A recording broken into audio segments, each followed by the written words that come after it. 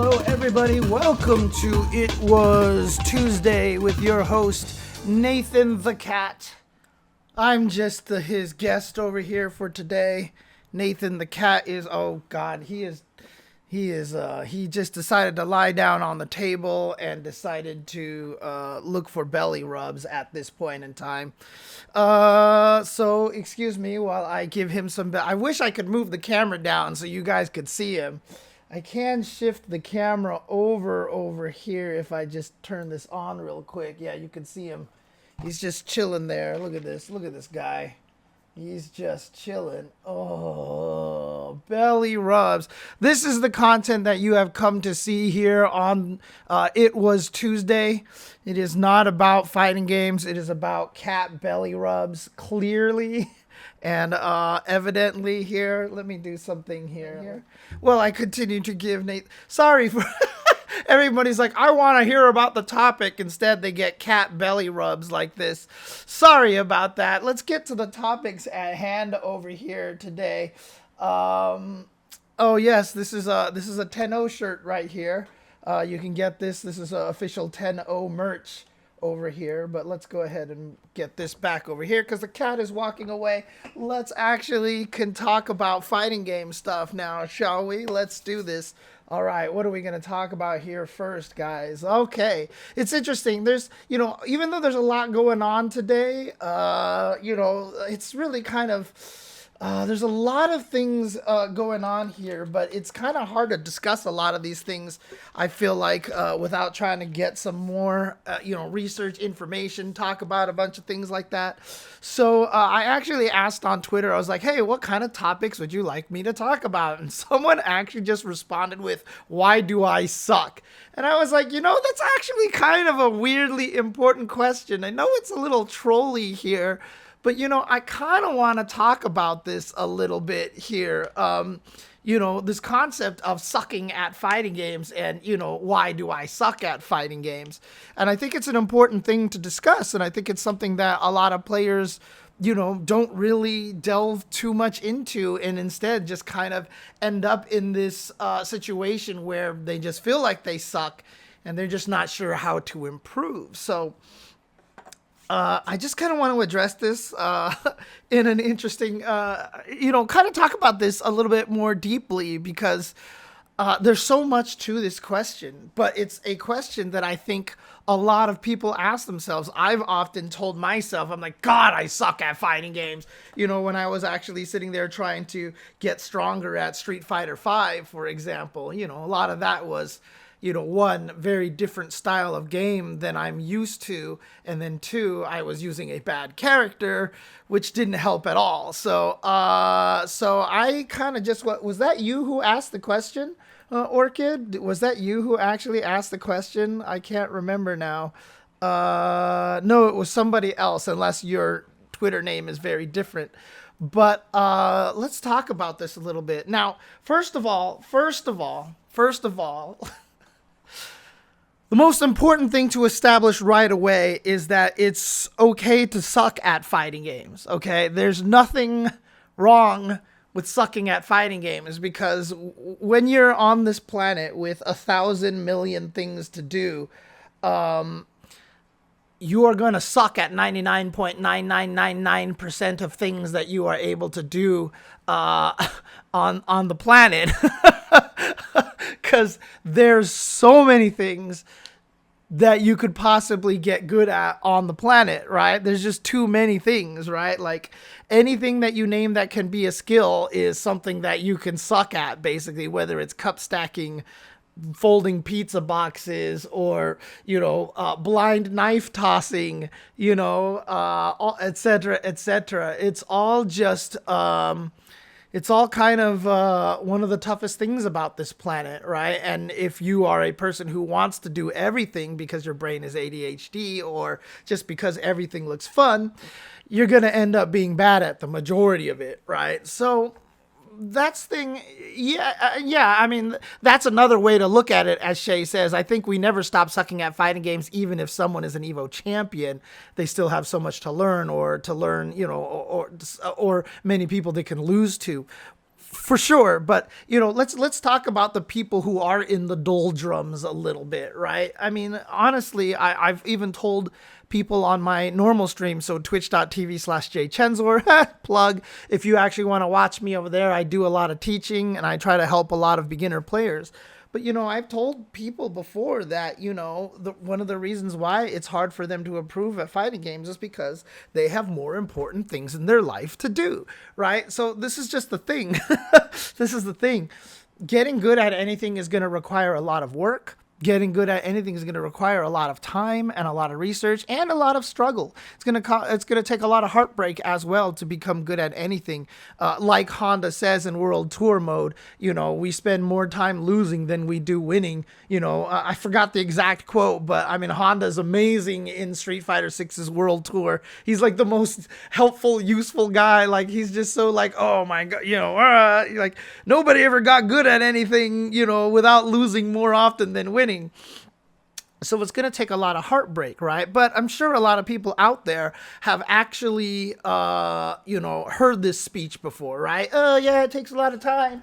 And then you see some people who like Ending Walker who are like 16 years old and they're like world champions already. And you're like, dude, I've been playing fighting games for 16 years and I'm not even remotely as good at fighting games as Ending Walker is, And it's tough. But, so let's talk about this. Let's say because the thing is, we address this a lot. We talk to people we talk all the time about maybe, you don't spend enough time on it. You've got other important things, blah, blah, blah, blah.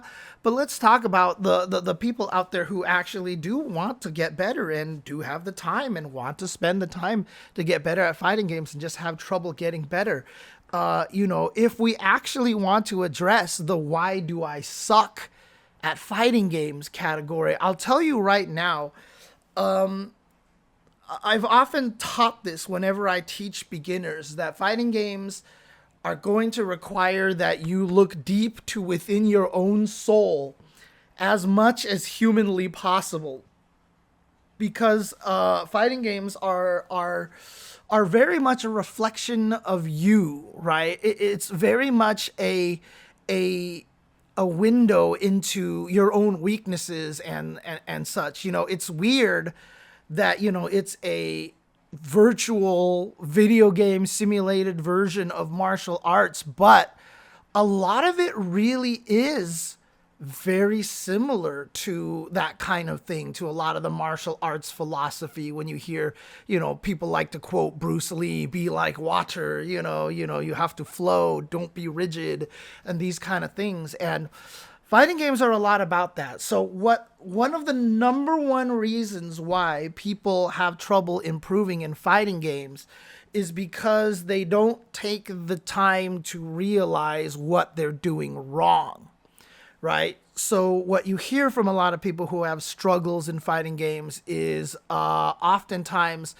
I can't win because this other thing is cheap, because, my character is bad, even when your character is good.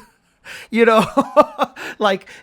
always, there's a lot of excuses going on. And the one thing that I've learned about fighting games is you will never get better as long as you're making excuses.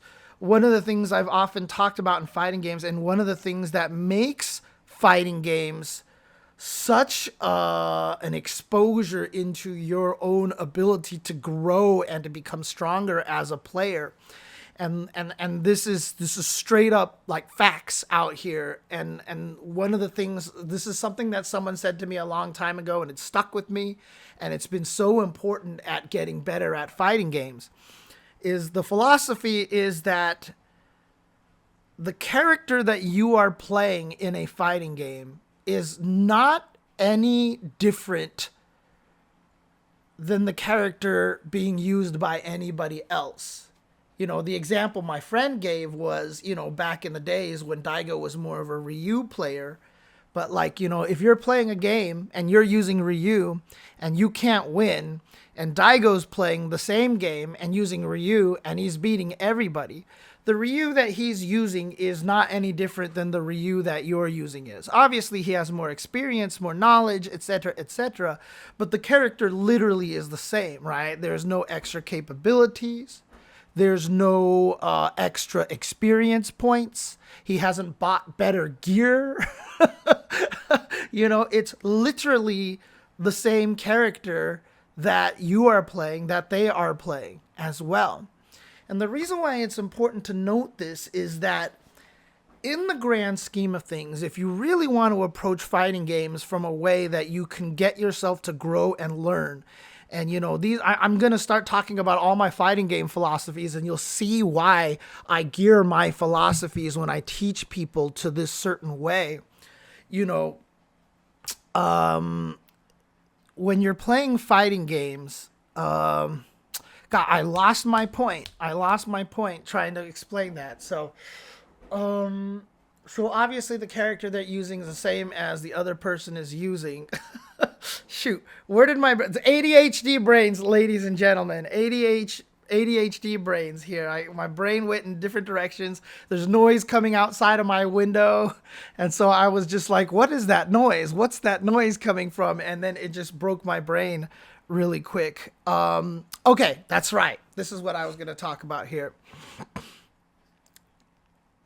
Anytime anybody tells you that, or anytime you're playing fighting games and you feel like a tactic is really cheap or a tactic is really broken and that it's so unfair and that it's holding you back, etc., etc., what you have to do is, if obviously a lot of you guys watching here probably watch a lot of fighting games, otherwise you wouldn't be here. And if you're trying to learn fighting games, and found this video and are listening to this, you definitely watch fighting games. If you feel like a tactic is broken and cheap, and you watch top tournaments, and that tactic is not killing everybody, there's a counter to it, right? This is one of the biggest philosophies that I try to teach in fighting games, is that there is a way around just about anything that you will encounter in a fighting game. If not, then that thing will be dominating the entire scene. This has happened before. Obviously, for example, Leroy, when he first dropped in Tekken 7, there were 7 Leroys at Evo Top 8, right? Clearly, yes, you're right, Leroy is broken because everybody's winning with him, especially because Leroy was brand new and all these people basically just picked him up and they're all winning with the character, right? So clearly we have an issue there. Tanya in MKX, and MKX was another one where she got 6 out of top 8. But when you're actually looking at most fighting games, if you're saying something like Guile Sonic Boom is impossible to fight, and you watch top players play in a tournament and Guile is not, 5 out of top 8 or something like that, there's a counter to it. And so, yeah, Alien in Tekken, in MK10 was another really, really awful one. Alien was killing everybody at one point in time. So the reason why I point this out is because when you approach fighting games, one of the things that will hold people back the most is the inability to understand this idea that everything that you encounter definitely has a way around it. And there is something to research, and there is something to test, and there is something to learn at this point on how to defeat it. It's hard because a lot of the times, if you're not experienced enough, you won't have the experience to know what to research and what to look at and such. But, knowing that nothing is infallible means that you should try to figure something out. And that philosophy alone is going to carry you very, very far in a fighting game, right? That philosophy that everything has a way to be countered or everything has a weakness is a good way to approach fighting games.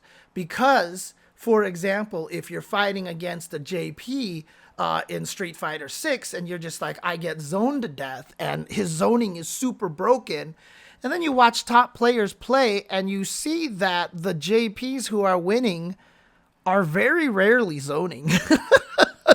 right? I know you don't know how to fight JP when you say JP zoning is too strong, because the thing that makes JP zoning is too strong. I know that the reason JP is too strong in Street Fighter 6, reason why he's top 3, is not because of his zoning. It is definitely not because of his zoning that he's that strong. And so when you learn to fight, I mean, I even in my Snake Eyes versus Reynolds analysis breakdown, I explained a lot of what you're supposed to look for, what the weaknesses of JP zoning is, and how you're supposed to approach that. And I've had people respond to me. They're like, dude, ever since I watched that video, I've actually been beating some JPs. I've actually started understanding the match a lot more. So that's the kind of thing. If you're running into something and you don't know how to fight it, you know, even if you can't research it yourself, understanding that there is probably a way around it. Otherwise, it's broken, right? Otherwise, it's actually broken. Will help you and carry you through a lot of things, you know. And then the other thing that's really important to understand about fighting games, not just that. I mean, going back to that previous topic, you know, one of the other philosophies that I've always explained to everybody is a lot of times people will come up to me and they'll be like, how do I avoid this mix-up? In Street Fighter 5, it was a lot of it was people would come up to me and they would ask me, James, how do I get out of the corner? Like, I get put in the corner and I die and I can't do anything because the corner is super scary in Street Fighter 5. How do I escape the corner? And my response to them, my answer to them was almost always, you don't. You're supposed to die in the corner. Like, that's the philosophy of Street Fighter 5, and actually Street Fighter 6 carries a lot of this over. You're supposed to be at a huge disadvantage in the corner. The game is designed that way, right? And if I can give you an answer on how to get out of the corner is not scary. Then there is absolutely no threat of the corner at all whatsoever. You have to understand that the games are designed in a certain way. There's a kind of a philosophy to go through, and mix-ups have to be mix-ups. Like, if you actually are like, okay, so the guy knocked me down in the corner and they're either going to attack, throw, or shimmy me. I don't know what to do. How do I stop this?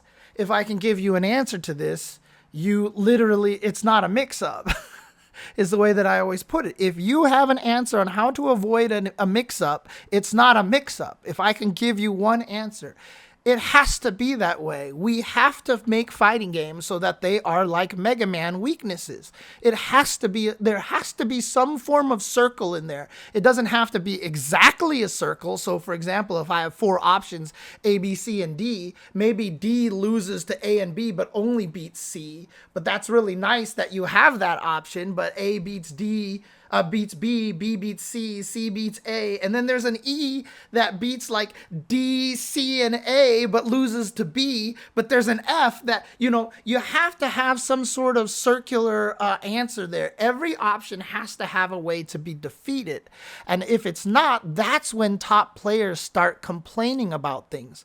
A lot of people are complaining about perfect parries right now.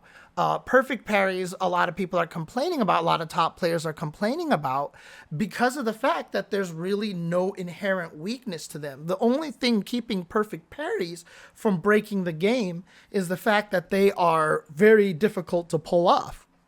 There's only a 2-frame window, so even if I wanted to perfect parry every time, I'm going to miss it the majority of the time so that it doesn't feel super broken. But at the highest levels, if you think that an opponent is going to perfect parry, I mean, you have to try to get in for the throw, but sometimes you're not in the range for the throw, so now you're nerfing your own offense just so the opponent can press these parry buttons and have basically no repercussions behind them, right? And that's when we start to understand, when something is powerful, because the answer to it is not particularly balanced, you know? The damage scale after a perfect parry, everything goes 50%, but the damage isn't the thing. The thing is that you get Oki and positioning advantages off of perfect parry. That's usually the more scary thing about it. But all this to say, basically, is that a well-designed fighting game means that everything has a counter to it. So if you're losing to something in fighting games, you have to take the time to think about it and figure out why you're losing to it. What happens to a lot of times when you watch people play fighting games who are in the bronze, who are in the silver, who are in the gold ranks, when they play fighting games, they continue to do the same thing over and over and over and over again. And the hardest part is they don't realize they're doing the same thing over and over and over again. I was watching Ultra David play against another player in Puerto Rico recently, and David was kind of blowing him up a little bit. He was getting on a big win streak, and the other guy was like, what am I doing wrong? And one of the things I pointed out to him was that he was using Manon, and every time he drive rush canceled, he would always go into a button. Always go into a button. Drive rush cancel button. Drive rush cancel button. And then button again afterwards. He would take advantage of his plus frames and then press another button. And it seems like he's doing the right thing. But the problem is he did that every single time. And so what happens is if you're David and you block this button and he drive rushes at you, you're not scared. You just block. Right? So you do a button, drive rush, button, button. And David's just going to block every single time. And I told the guy that. I was like, you're hitting a button every time. You got to drive rush into command throw or drive rush button into command throw, or you got to mix it up somehow. Otherwise, David is always going to feel completely confident and safe in this entire situation, right? And, Flashy Flash mentions Kakeru perfect pairing Angry Bird like nothing.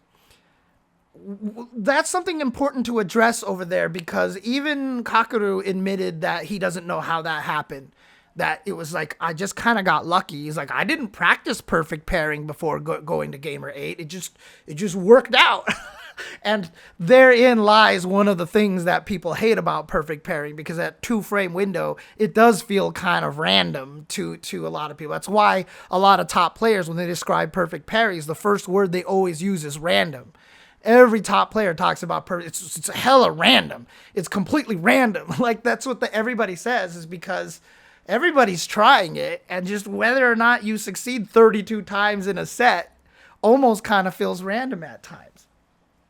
But back to what I was talking about here is that, when you're playing fighting games, you have to understand that everything has to keep changing. The way to improve in fighting games, you have to keep changing. You have to keep adapting, and you have to be willing to throw away things that aren't working, or not permanently, by the way, because you may need to bring it back later on. But you have to understand that all the stuff that you're doing in a fighting game has to always be changing constantly. If something is happening all the time and it's not working, or let's say, you jump at somebody and they keep anti-airing you out of the air, like Luke is just crouch fiercing you all day, and you're just like, God, Luke's crouch fierce is too good as an anti-air. It just means you're jumping too often, right? And that's one of the hardest things to process is, that the mistake is not that this move is too good. It's that you're jumping a lot and the opponent doesn't have to think. They don't have to worry about other avenues, right? They don't have to be concerned about anything. Which kind of leads to the next part here, which is really, really important. And I know I talk about this a million times. And I know this always sounds really, really repetitive whenever I say it, because it's like a big duh kind of thing. But I always tell people, one of the first things that I tell them is that fighting games are a 2-player game. That you're playing against another human. We're also used to playing games like Dark Souls, where, you just kind of brute force it. You fight the skeleton, and then you figure out that, after the swing where he does 1-2, then I can actually stab him back and avoid it. Or I've learned that if I bait out the leaping attack, I can run out behind him and stab him in the back, and do massive damage to him and stuff like that. The most important thing to learn is that you're fighting against a human being, and that their having all the same issues you are. They're having all the same problems you are.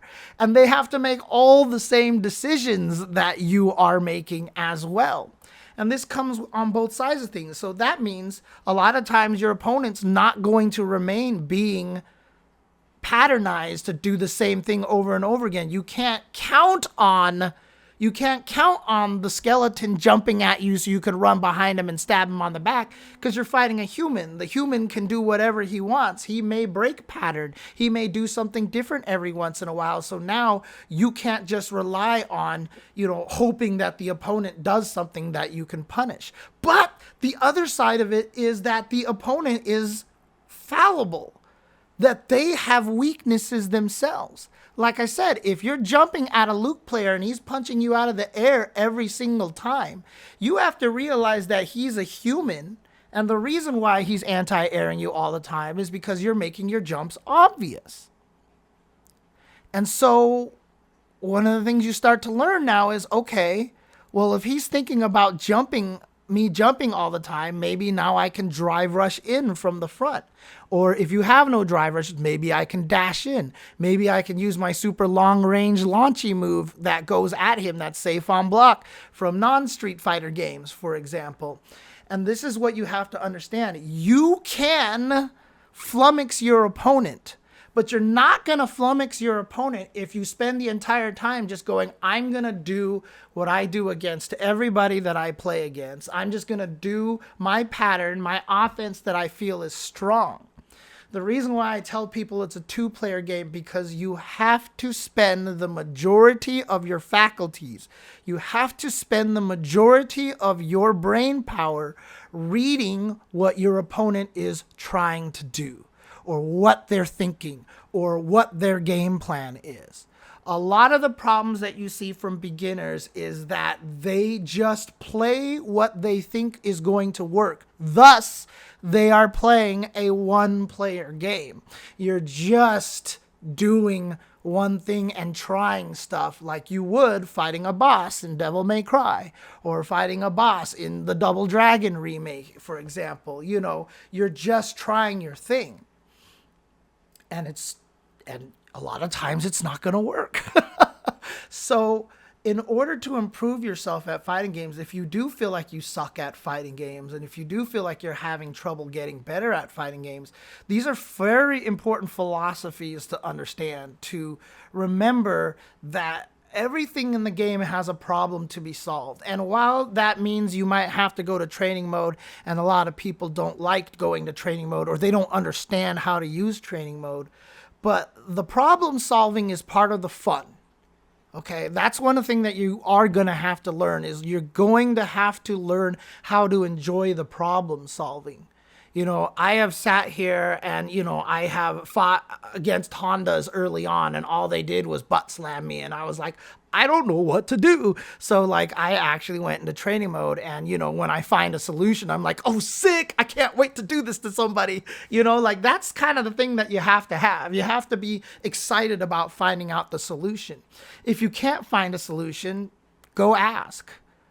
Seriously, just go on Twitter and ask some of your favorite players who are really good at certain characters. Go find a jury player and go, how do I stop Honda butt slam? Or go to Mena RD and be like, hey, can you help me with a Blanca matchup? You might not get a response. These guys are busy, etc., but you can find the right people. Someone like Wolfgang, for example, will be more than happy to give you tips on Blanca. I'll be happy to give you tips on whoever I can, right? So if you just ask me pointed questions like that, I'll even do research. I don't even use Chun-Li. And someone was like, hey, James, I can't get the stomp, stomp, fierce, fierce combo consistently with Chun-Li. What am I doing wrong? I didn't know the answer, but then I went to training mode and I figured out the answer. And ever since I've said the answer, everyone's like, oh my God, I can do it so much easier now. Thanks, James. And the answer is, after the second stomp, hit fierce like you're chaining into it. Don't wait. It's stomp, stomp, fierce, fierce. Stomp, stomp, fierce, fierce. Do not put a delay between the stomp and the second fierce and the first fierce. Do it as fast as you can and you will land it more consistently. So, again, a lot of people out there are willing to give help, willing to give examples. The other thing you can do is just go watch matches. Go watch matches and see how other people handle the situation. You may find some situations where the pro player doesn't handle it, and maybe that situation is bad. So for example, as a Kami player, I can't find a consistent solution to stop Honda butt slam. I really can't.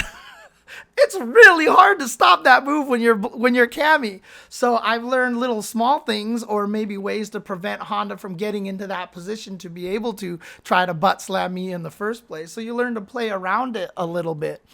And so, that's the thing, is you're going to have to take the time to actually learn. And like I said, some people hate training mode and stuff, but you have to find the enjoyment of finding the solution, because again, unless everybody's using it and everybody is winning with it, it is not broken, and there's an answer to it.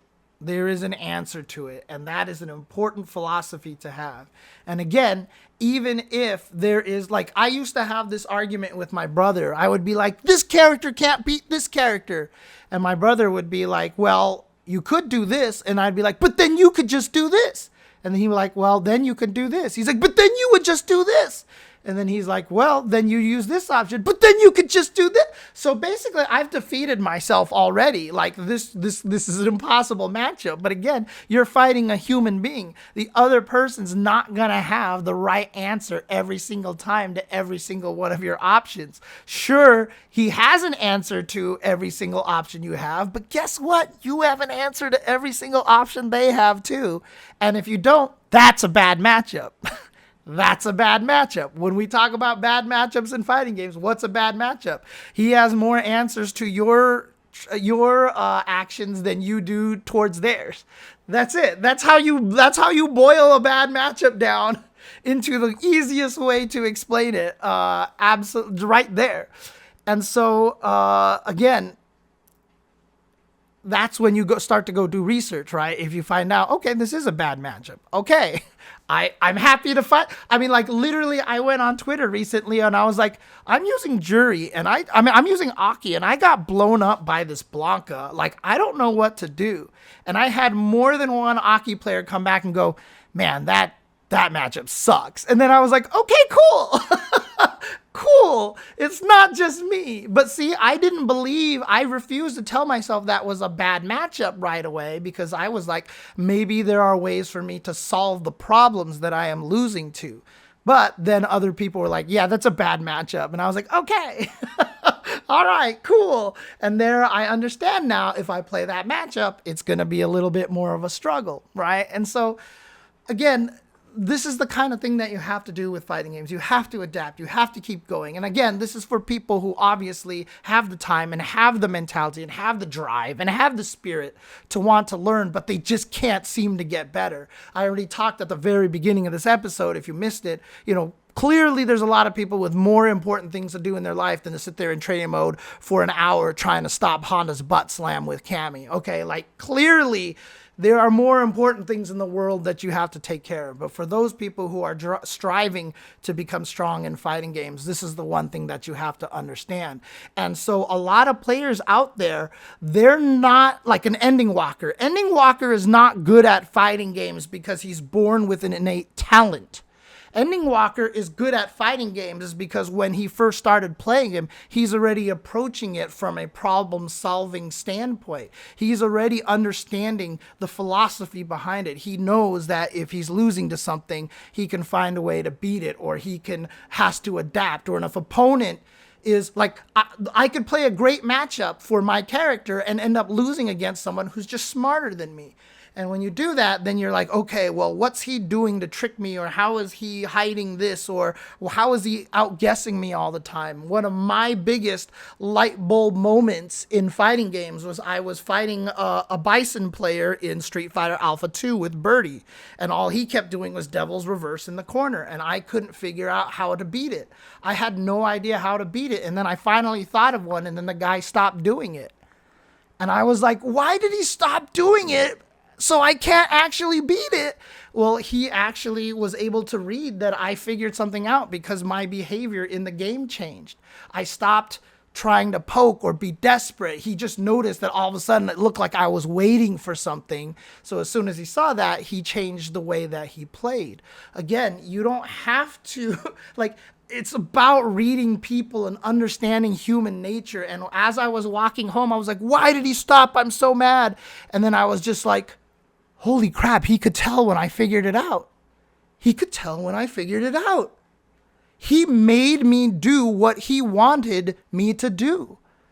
And that was one of the biggest turning moments of fighting games for me in my entire life. Because at that point in time, I realized so much of fighting games is more about the psychology of fighting against your opponent. It's not about the matchup. I used to be all about this counters this and this character beats this character because you can do this and da-da-da-da-da. And at that moment, I was like, it's not necessarily about the character matchup. It's about the human matchup. And again, when you fight somebody else online, it's easy to just see them as a faceless AI in a machine. And so you don't adapt. You don't see them as human. You keep doing the same patterns and falling for the same tricks. But that's, again, why I tell people, keep in mind it's a 2-player game, because that allows you to understand that the other person is going through whatever you're going through. If you're fighting them in ranked and you're in bronze and they're in bronze, right? Unless they're a Smurf account. Unless they're a Smurf account, which does happen, they're going through the same struggles as you. So if they're beating you up and you're both in silver, they're at the same skill level you are, which means that their mental ability to adapt and stuff like that are kind of at the same levels you are at right now. So you can get to them the same way they can get to you. You just have to understand that you're fighting against somebody that you can break, basically, is how to look at it. So anyways, I don't want to sound like I'm repeating myself here, so I don't know if anybody in the chat over here just lets me know, was this useful? Like, was this discussion here eye-opening to anybody? Did this actually just kind of make anybody go, and think about how they want to approach things differently in fighting games? Because you're going to run into that struggle. You're going to go online, and you're going to get beat up again, even after listening to this, and you're going to try to adjust and think you're adjusting, and maybe you're not adjusting. Because it's hard. It's hard. That's the other thing, too. I always tell everybody, this is very difficult. Benkatsu7 says, I'm not going to lie. It felt like you were talking about me the whole time. Yeah. And again, this is one of the scariest things about fighting games is like, as soon as people, I mean, the other story that I always like to tell somebody, right? There's 2 parts to this story. I was fighting against my friend, and I'm better than he was. This was during Alpha 1. And I told him, I've told this story many times on stream, I was like, you do realize every time I jump backwards, you jump at me, right? Because I was using a character with a fireball. So every time I jump backwards, a lot of people jump backwards and throw fireball. It's a pattern that you learn from people because they're like, I want to build distance, so I want to throw fireballs at you from a screen away. So they jump backwards and then they throw a fireball.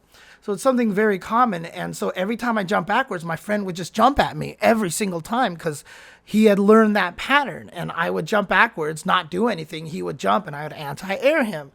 And I just looked at him and was like, you do realize that you jump at me every time I jump backwards, right? He's like, no, I don't. It's like, I'm not doing that every time. I'm like, yes, you are. He's like, no, I'm not.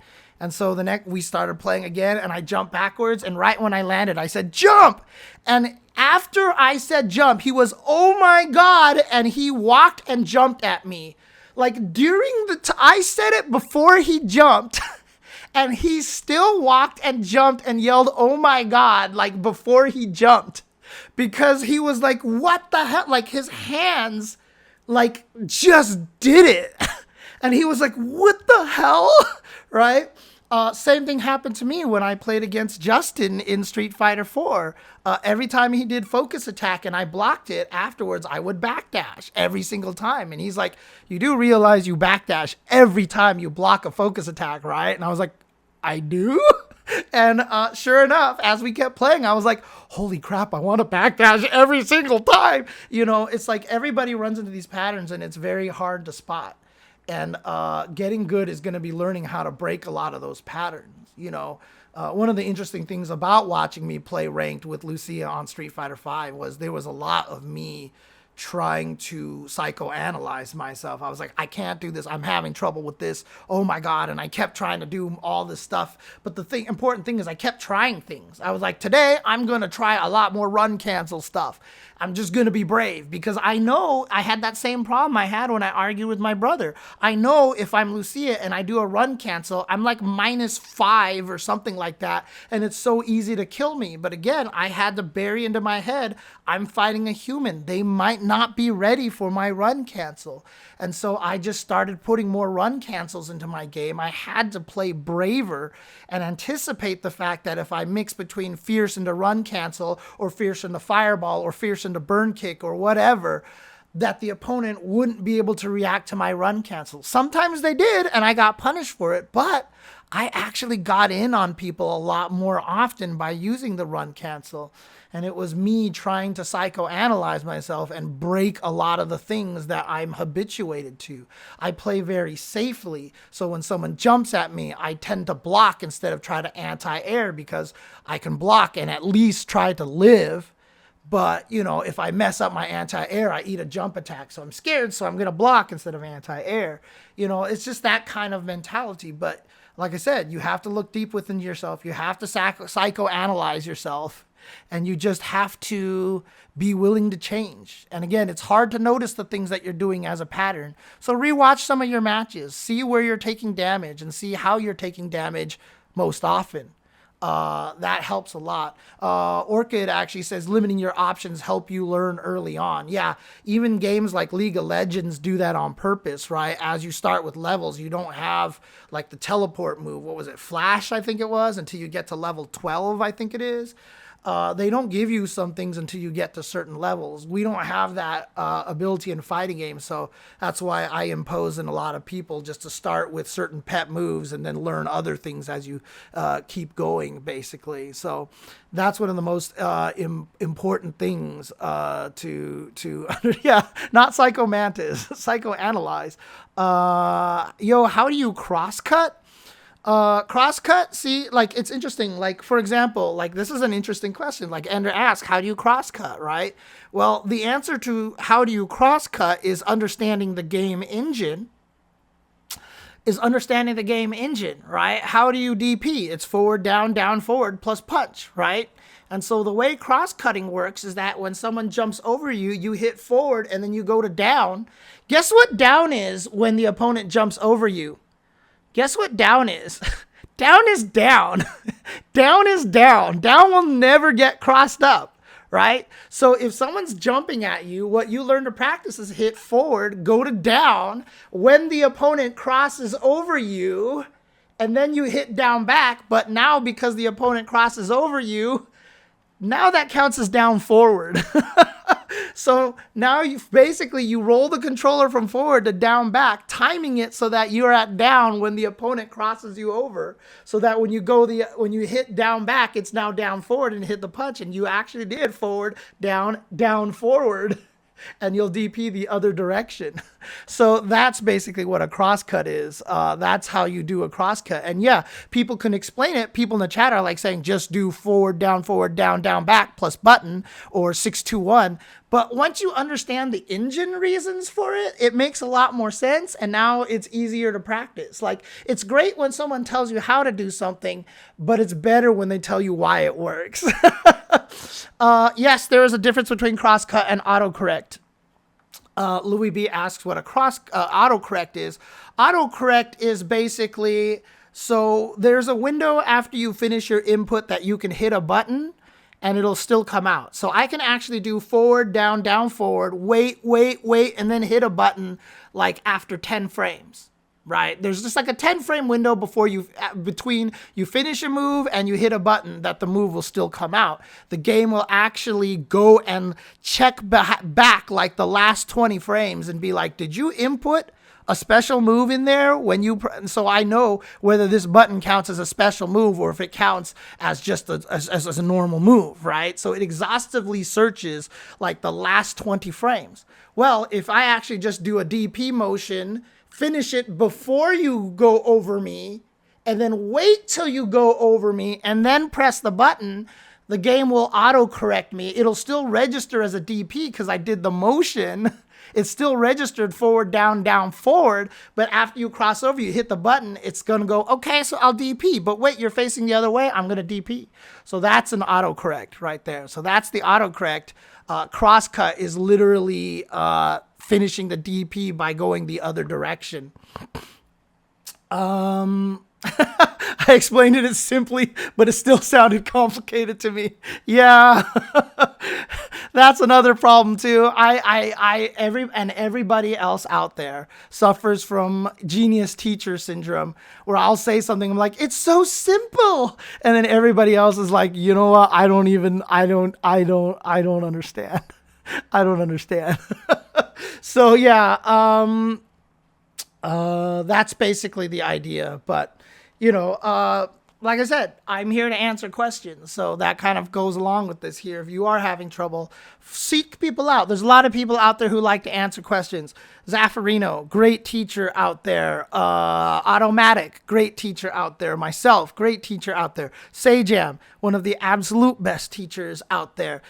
Brian F., great teacher. So if you try to ask someone like Punk or Mena RD and they're too busy to answer you, or they probably just get inundated with messages all day, there's a lot of teachers out there in the FGC.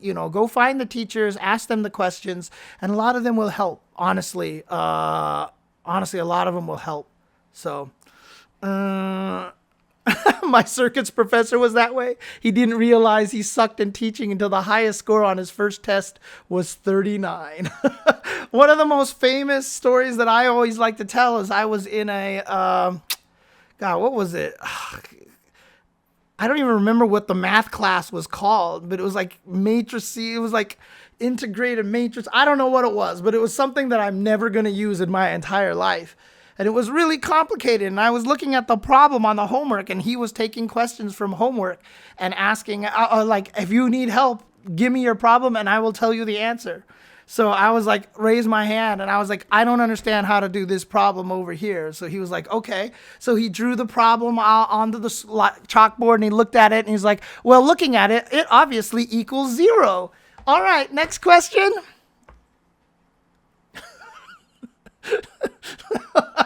I was like, what just happened? I was like, what just happened? Oh man. And I never found out how to do it.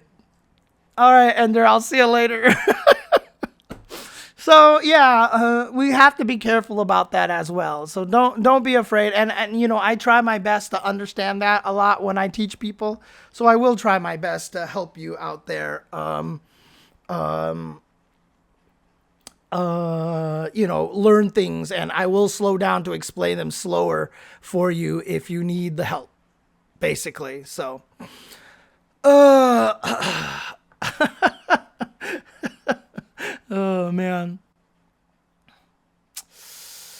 Okay, I think that'll be it here for why do I suck at fighting games. I mean, again, long discussion here, but maybe this might be exactly what some people need to hear about, to hear from somebody trying to explain them and teach them how to get better at fighting games. So if you have found this video just randomly because you're like, why do I suck at fighting games? And you just run across this video, hopefully me rambling for like 40 minutes, 50 minutes over here actually helped you and actually did help you become a stronger player. So in any case, if you did catch us on YouTube, please, if you have any other questions, leave some comments below.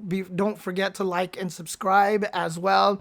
Also, check me out on my channel, twitch.tv/jchenzor. That's where I play and teach a lot of the times. If you enjoy these talk shows and want to catch this live, that will be on twitch.tv/ultrachentv. Confusing? Yes.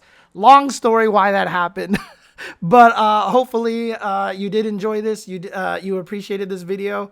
And thank you guys for watching. For those of you here on Twitch, I'll be getting into these sections over here, these topics as well.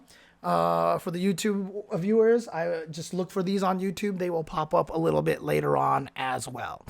But as for now, thank you guys for tuning in. Thank you guys for listening. Don't go anywhere, Twitch users. But for those of you here on YouTube, the day that this podcast graced your ears was the most important day of your life. But for me, it was Tuesday.